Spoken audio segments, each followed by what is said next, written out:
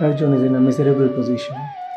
That is not the position of Arjun, the person. That is the situation of entire mankind. That is the conflict that we all face daily, every day. So, first of all, it is not about Arjun and Krishna. It is not about two persons. Arjun and Krishna are both within us. Krishna is not standing in front of Arjun. Krishna is the heart of Arjun. Even to reach the sanctum sanctorum of the temple, one has to pass through the peripheries, the stairs,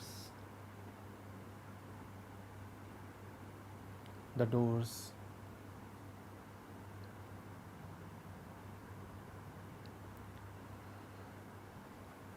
The peripheries,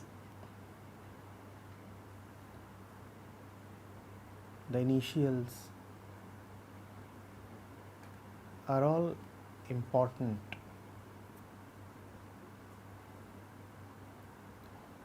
As mediums, as methods.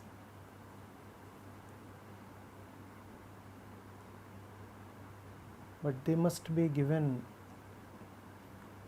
only that much significance.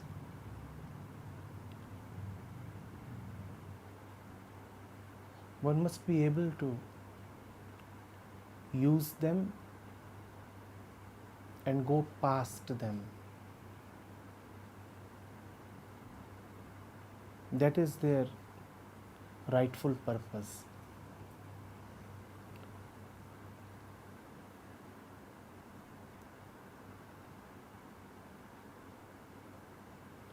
What you call as the Upanishads are, in the first glance, just books and words. That is what is apparent. You can pick up the book and you can read the words. What you meet and come across in the Upanishads are words and characters. That too again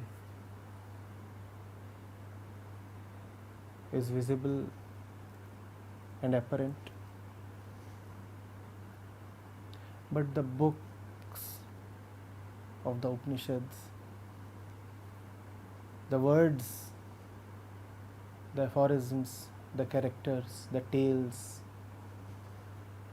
they all must be taken as the peripheries, the gateways, the stairs. One must go into them and go past them. One must not stay there.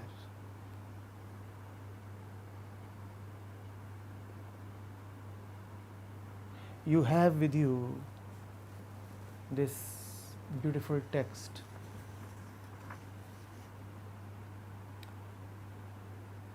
which I hope all of you have read.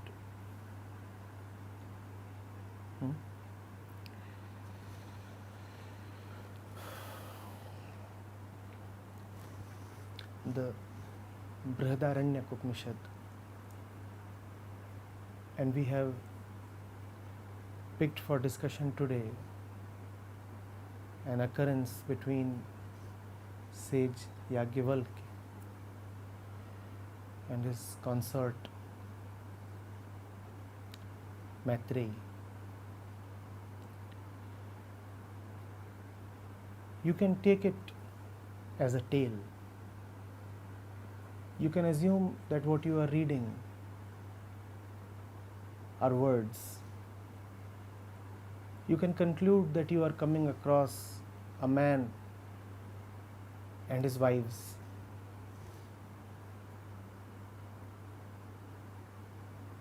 All that is easy, as easy as missing the point.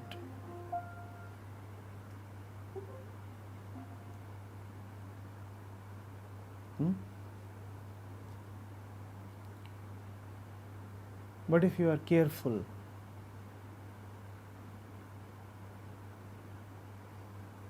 then you would not see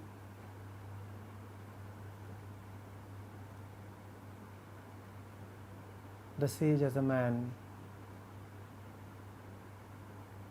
the wives as persons.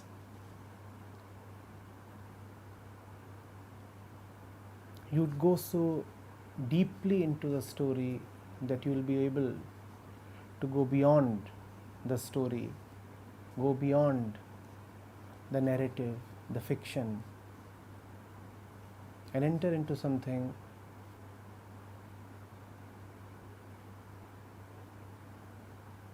that no fiction can ever touch.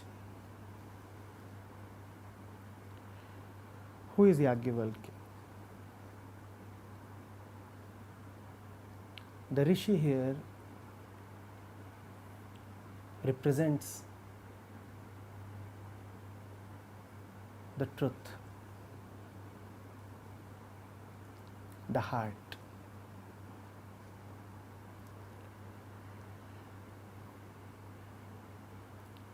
The story says that he had two wives, Maitreyi and Katyayani.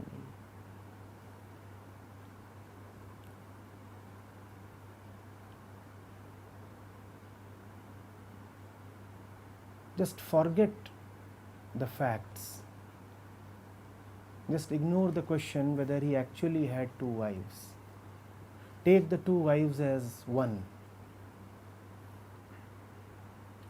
Just as every person is two, similarly, it is wise and useful as a pointer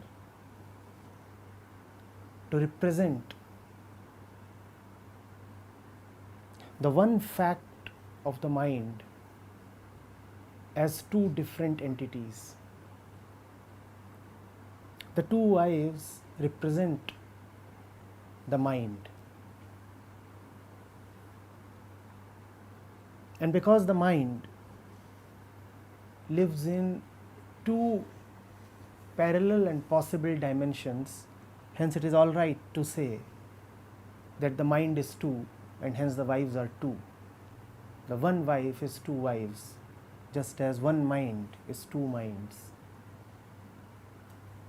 The mind can exist either as a lover of the heart, as a follower of knowing and realization and truth. And that dimension of the mind is represented by the name Maitreyi. Or the mind can exist, as the text says, as attached to the qualities, the gunas of Prakriti. Hence Katyayani has been described as someone bonded to her feminine attributes. Maitreyi and Katyayani represent together the human mind. The mind, the self-same mind, when it is a lover of truth, it is Maitreyi.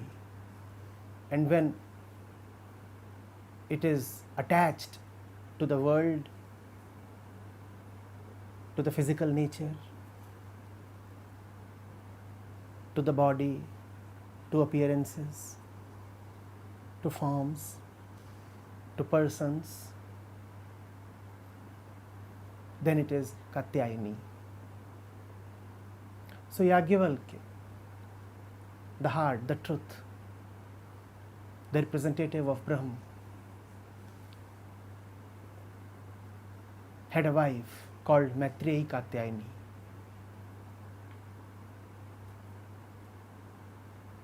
The husband is the heart, the mind is the wife. And that is why saints and rishis and gurus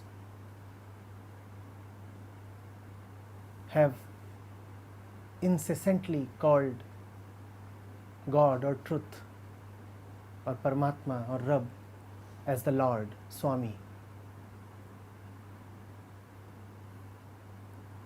The husband, the Pati, literally meaning the ruler, the master. The mind is the perpetual seeker. The mind is the lover, always aspiring for its beloved, its master, its Lord. The mind has been in the traditions of bhakti and otherwise always represented as a female.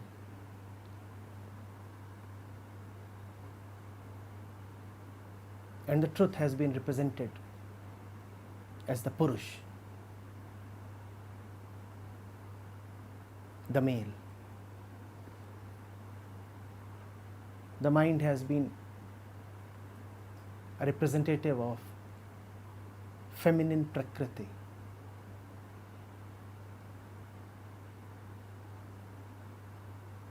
And the truth has been the Sakshi Purush.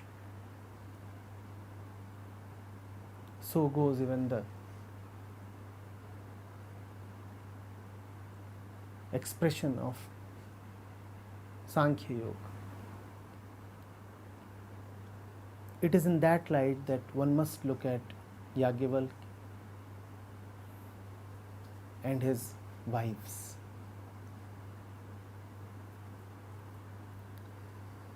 So when the opportunity presents itself in front of the mind, what are the options? The truth, the Lord, the husband is asking, what do you want, O mind? What do you want? My beloved, the mind has two options. The mind can ask for all the riches of the world. The sage is offering riches. The sage is saying, "O Maitreyi, I want to settle all my property between you and Katyayani." And the mind can ask for worldly riches, for material, for things that are sensual and attractive. Or the mind can ask for the very essence itself, for the truth itself.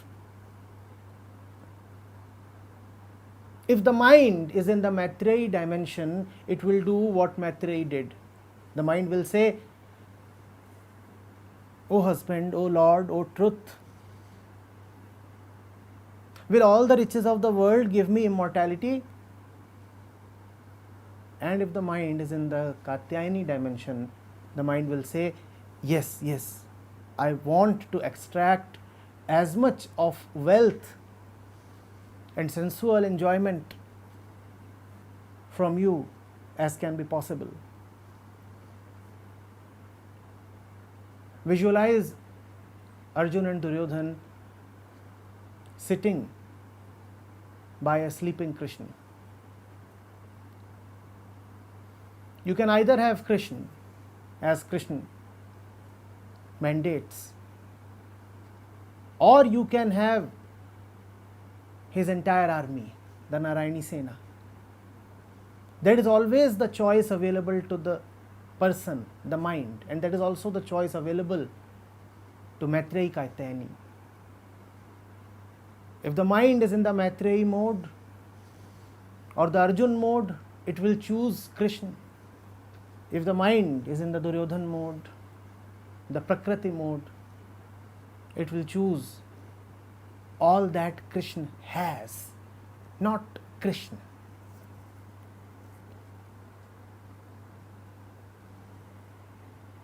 Kabir puts it very, very succinctly. He says, प्रभुता को सब कोई भजे, प्रभु को भजे न कोई. जो कबीर प्रभु को भजे, प्रभुता चेरी होई.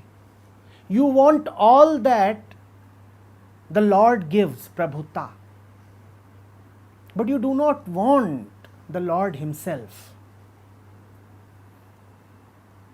Kabir says, prabhuta ko har koi bhaje. You want everything that he has, all his world, the universe belongs to him, all the wealths belong to him.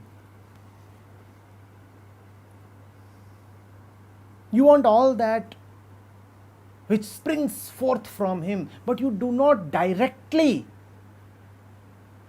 and straightforwardly and staunchly, ascetically want him. You want to beat around the bush. You want to enjoy all that proceeds from him. Wanting all that which proceeds from him, you are scared of the source from which everything proceeds. And then he brings out the absurdity of the general approach of the mind by saying, Jo Kabir Prabhu ko bhaje, prabhuta cheri hoi. Had you really bothered to submit yourself to the truth itself, then anyway you would have obtained all that which proceeds from the truth.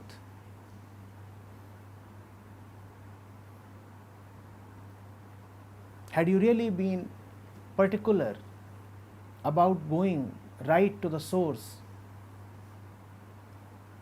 would you have really missed all that which is a product of the source? But we want the products. We do not want the source itself. Maitreyi is a wise one. Maitreyi would not be fooled. Maitreyi would not go for the property of Yajnavalkya. Maitreyi would not go for even the intellectual knowledge of Yajnavalkya. Maitreyi is really a wise wife, a wise mind. Maitreyi could so easily have been Katyayani. Remember that Maitreyi and Katyayani are in some sense one. Do not think as if Yajnavalkya has many wives. He has just one wife. That one wife can either be Maitreyi or Katyayani. Just as we can either be Maitreyi or Katyayani. And that single choice decides the course of our life. Who are you? The lover of truth or the lover of riches? Jesus says, no man can parallelly love God and mammon. Who are you? A lover of God, a lover of Yajnavalkya, or a lover of mammon, a lover of Yajnavalkya's wealth? Who are you? What do you want from the husband? The husband can offer you both. What would you rather have? God can give you whatever you want. Krishna puts it very beautifully. He says, either you can come directly to me or you can come to my Maya. What do you want? You can either have me or you can have my Maya. What do you want? In either case, you are getting something related to me. But in one case, your quench is immediate, your thirst is immediately quenched. And in the other case, you take the most roundabout route possible. Where does wisdom lie? How do you want to proceed?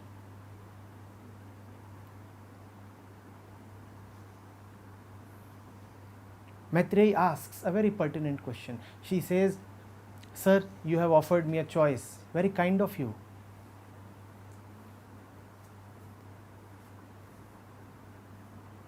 Now tell me, if I take everything that you offer me as physical possessions, would that eliminate my fears?" When she is asking for immortality, she is fundamentally asking for freedom from fear. Because immortality means freedom from death, freedom from time. That is the one and only curse of living, fear. In fact, all religious scriptures aim at only one thing, and that is psychological healing. They want to rid the mind of fear. And to rid the mind of fear, faith and wisdom and devotion are the only solution. If you don't have God, you will surely have fear. Fear or temptation? Sorry. Maitreyi knows the only thing that is valuable, that is worth asking for. She knows that even if she obtains the entire ocean of the world's riches, still that would not take away fear from her mind. She knows very well that even the biggest will come and go. There is nothing in mind that beats time. Everything that originates in time is also destroyed by time, and the mind knows that. So even if it possesses and owns a lot, it is still worried and shivering. It knows that the next tide will sweep away everything. Nothing goes past death. Nothing goes past time. Nothing goes past change. So she wisely asks, "So can any of your offerings give me peace? Can you give me anything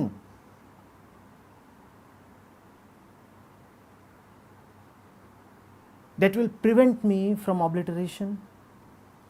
And unless that is assured, life is not worth living. If you don't have anything, you are afraid that you may not have anything ever. And if you have something, then you are again afraid that what you have might be lost any moment. What is the point in living such a life? So she says, "Give me your essence, O Lord, O truth, O physical manifestation of God. Give me the only thing that is worth giving. I'll ask the only thing that is worth being asked for. Give me your very essence. Give me the heart of Yajnavalkya. Give me God Almighty Himself. Nothing less than that will satisfy me."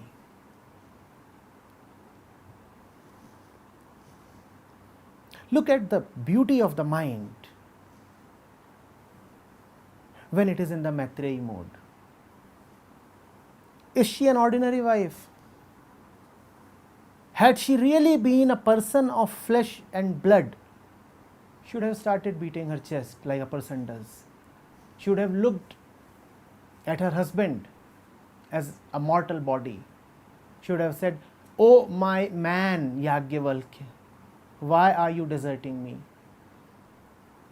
None of that for Maitreyi. Maitreyi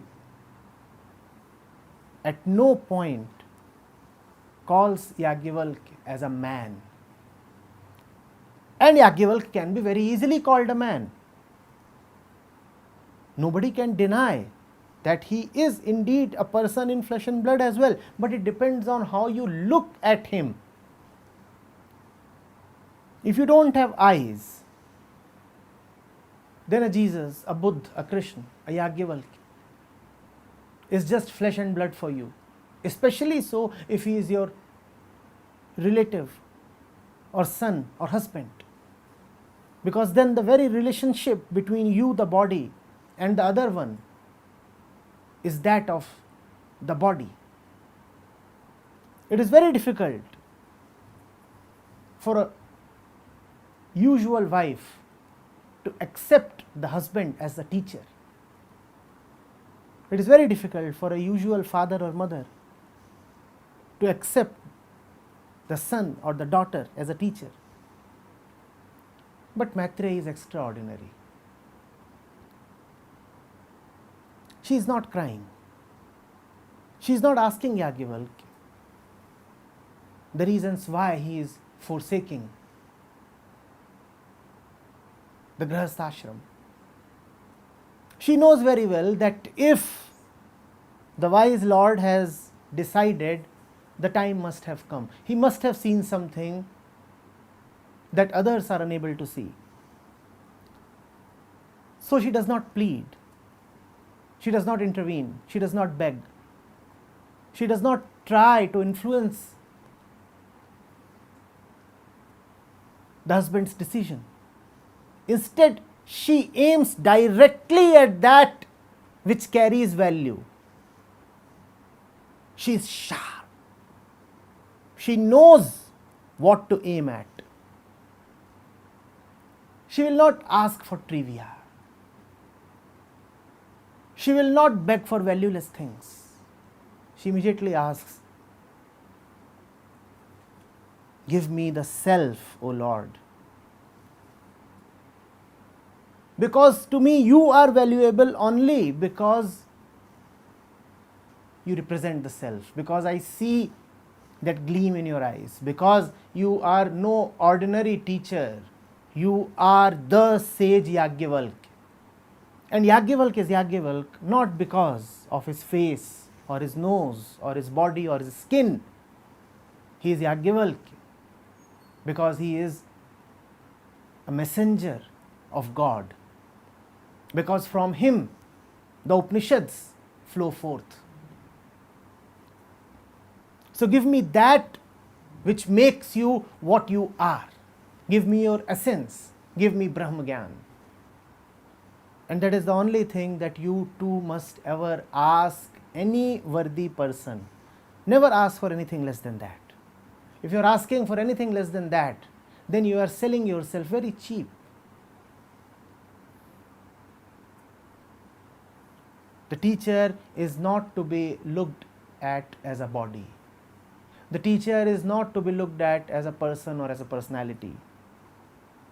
You must never ask for anything short of godliness from the teacher.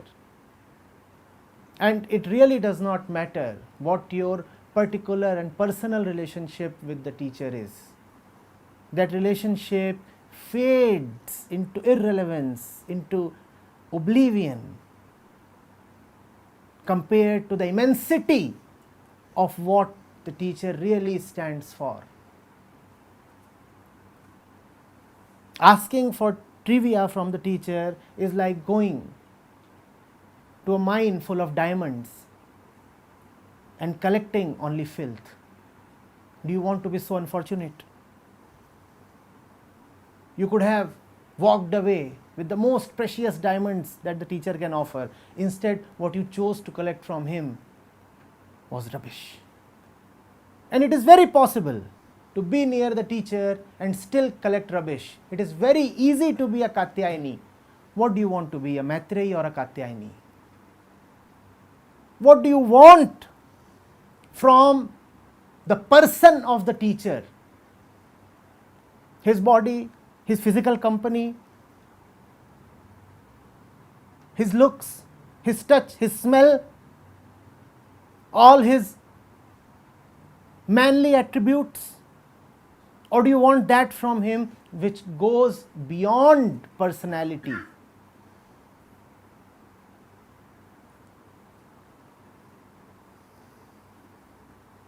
What happens after this does not carry much value. The decision is already made.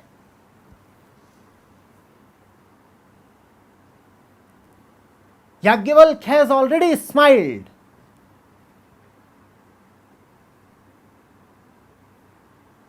The ways of God are instantaneous. He does not wait for things to happen. There is no time lag or processing time there. The moment Maitreyi makes this choice, she is already in Brahman. Now Yajnavalkya can proceed with his words. But his words do not matter much now. Even looks would do, even pointers would do, even silence would do. Because the right beginning has been made, because the beginning has been from the right center, because Maitreyi is asking from the right point for the right thing. And when you begin rightly, you have already ended rightly.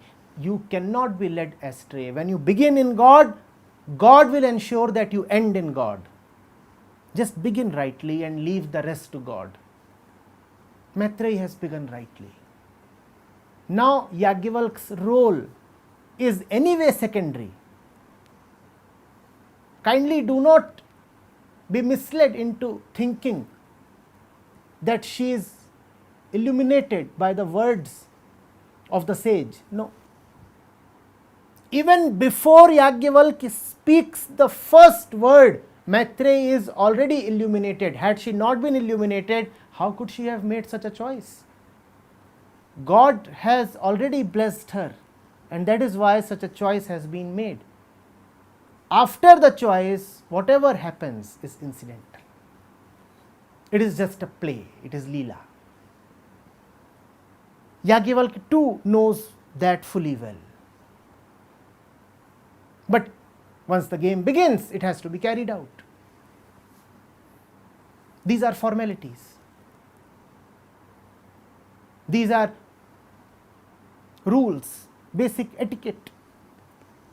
Now that you have started talking, for the sake of it, we will talk a little. But as soon as you uttered the first syllable, I knew who was talking through you. As soon as you made the beginning, I knew that the end was traveling through you. But still, let's talk. So Yajnavalkya then says a few things. Those things are not of much use to Maitreyi, but are of good use to the reader. Had those things not been said, then what would the Upanishad have contained? So gratitude to Yajnavalkya that he says all these things. Remember that Maitreyi needs none of them. Kindly do not think that enlightenment proceeds via aphorisms or words or teachings. No, it does not.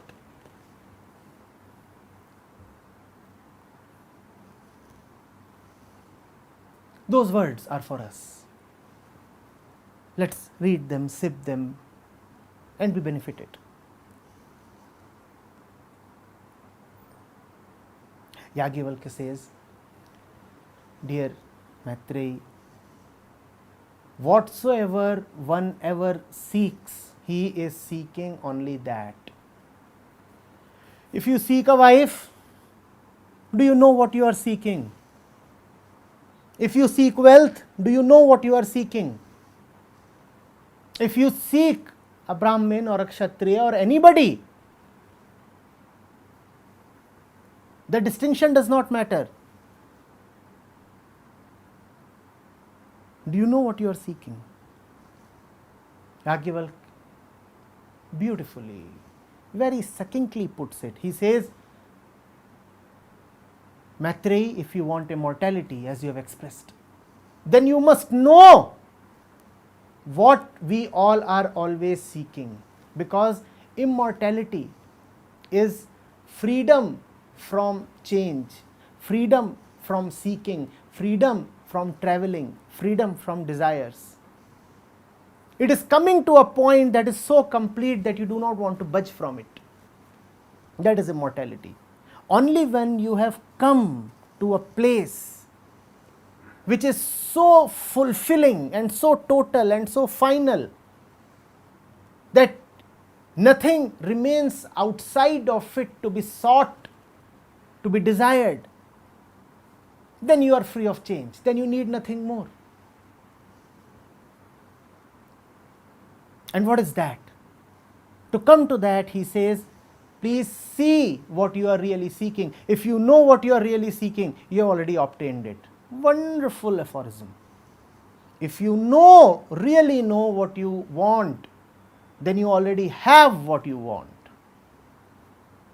We run after shadows. We do not know what we want. We run after proxies. We do not know what we want. When we want X, we are actually running after Y, and that is why even after obtaining all the Y's in the world, contentment eludes us because we do not know what is it that we really want. Yajnavalkya is taking his beloved wife to the want behind all wants. Want, but want intelligently. Know what is it that you really seek. He says, Maitreyi, we all desire the end of desire, and that is why desire continues till it does not come to an end. What else does desire want?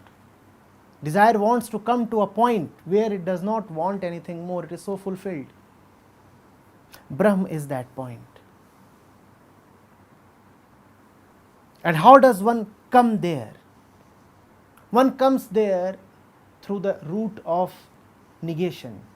The route of negation is the route of observation. It is the route of looking at life. Look at life and see that whatsoever is small, little, worth targeting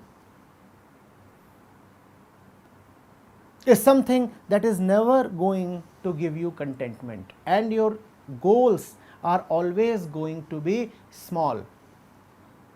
What is the definition of small? That which can be thought of, that which is limited. So you will seek property or prestige or company or a house or riches or sons and daughters or wives or knowledge.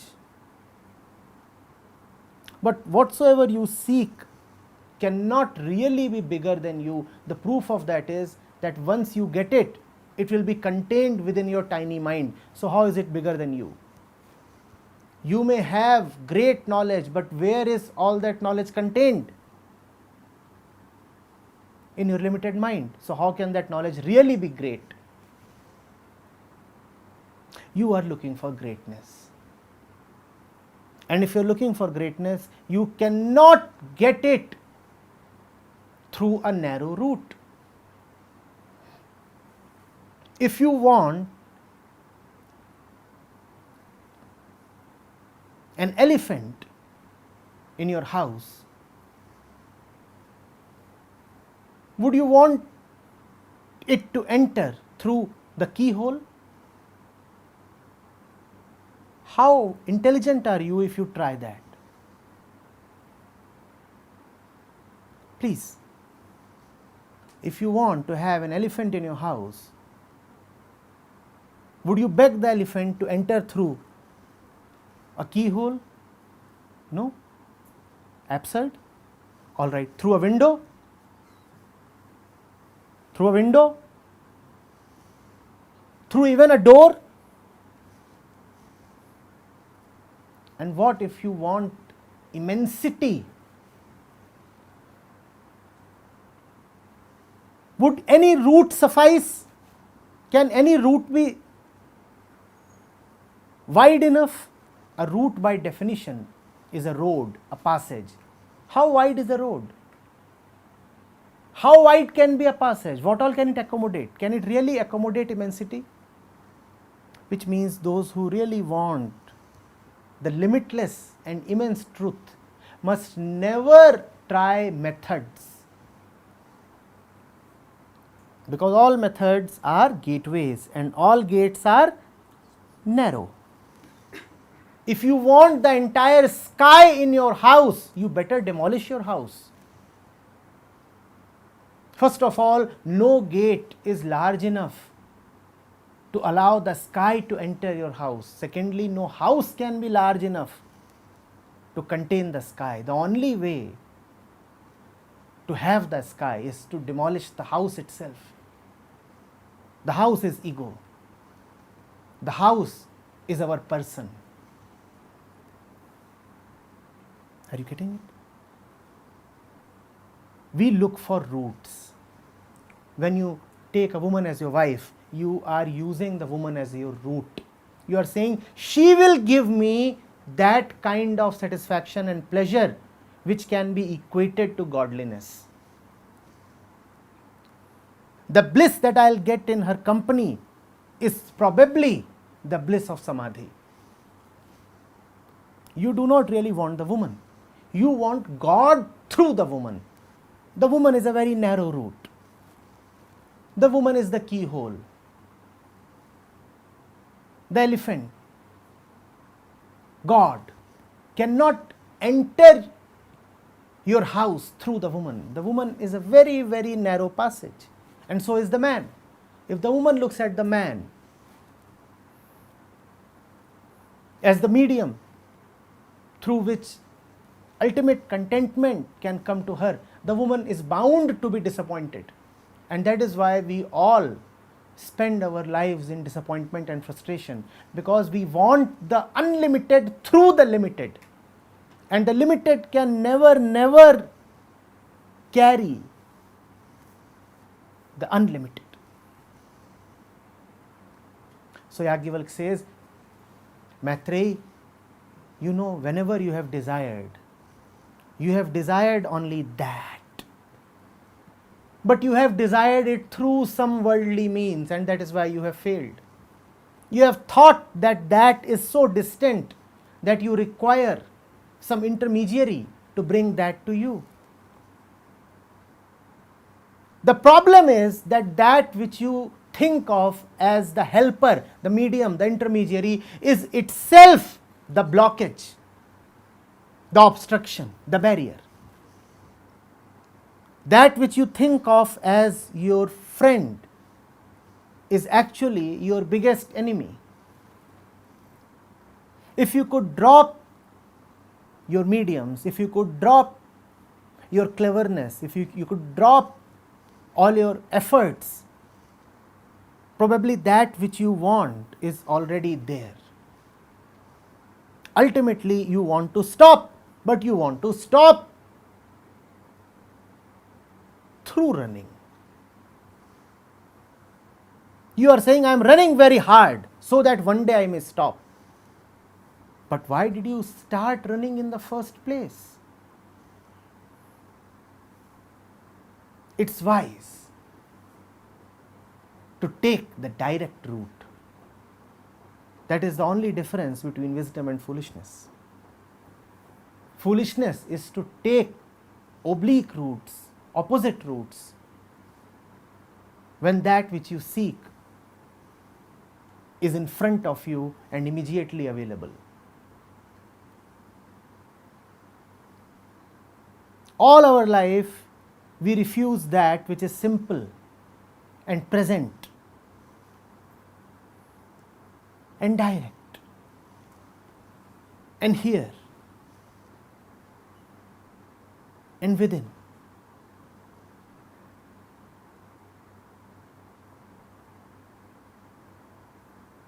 And free. Because the ego wants to take credit, the ego wants to say, if it is free and available and here,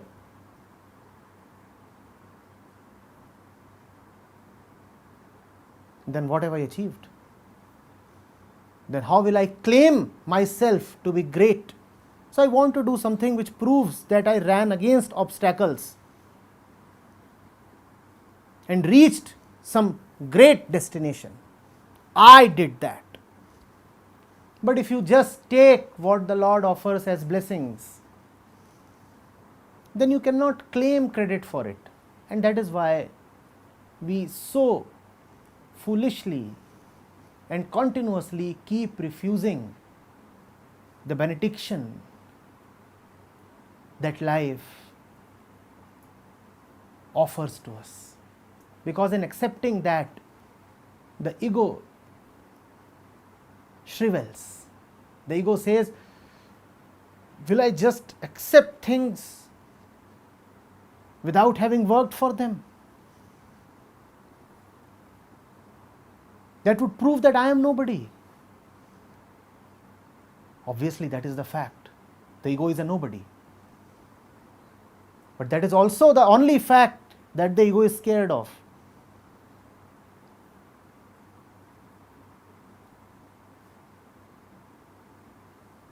Yajnavalkya says, Gargi, Maitreyi, if you can know that you really seek the end of seeking, then that which you seek does not need to be sought.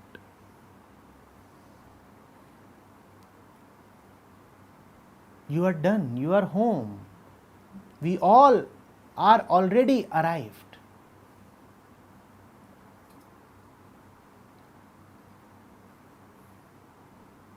Yesterday I said, we are like clouds.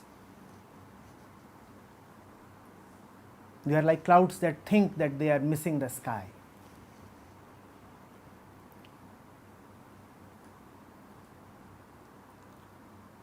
The saints have called human beings as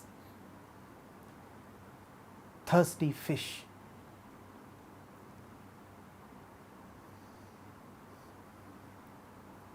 Fish running hither thither for water. The fact is, wherever you go, you cannot miss that which you are looking for. Even when you think that you have totally missed the truth, even when you think that you are in complete darkness, still there is light behind your thought. Otherwise, you wouldn't have been able to think.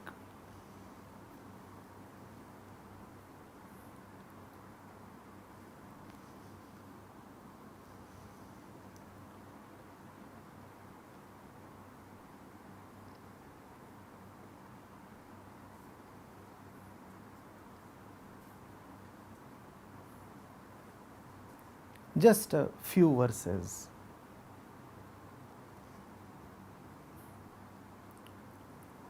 Limited words.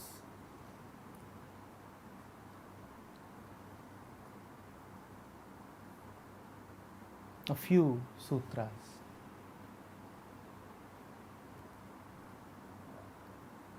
And it's all over. Done.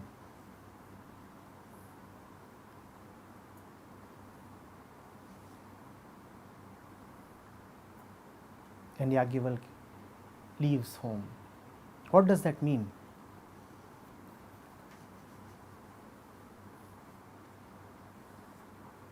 Has the husband gone away? What has really happened?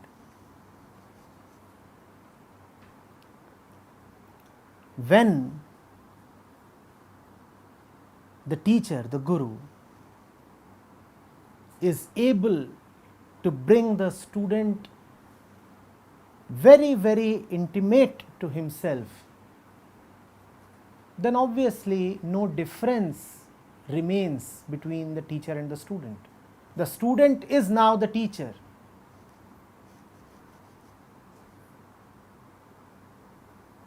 Maitreyi is now Yajnavalkya. Why bother yourself with forms? Why think that one is a man and one is a woman? Both are now one. Both are now the same essence, the same heart. Nobody is a man and nobody is a woman. And when Maitreyi is now Yajnavalkya, Yajnavalkya can retire. That is the dutiful role of the guru. Do not exceed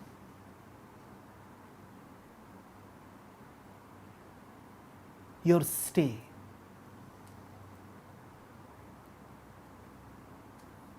When you are needed, be there even if the student dislikes you. Be there forcibly. And when you are not needed, do not be there even if the student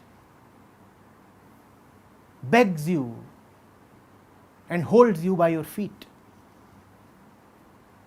In both the cases, you disappoint the student, but if needed, disappoint you must. When the student needs you, then be with him, even if he does not consciously know that he needs you. Then the student would say, why have you gate crashed into my life? Why have you entered uninvited? Why are you offering your unsolicited advice? Who needs these teachings? But you continue to harangue him.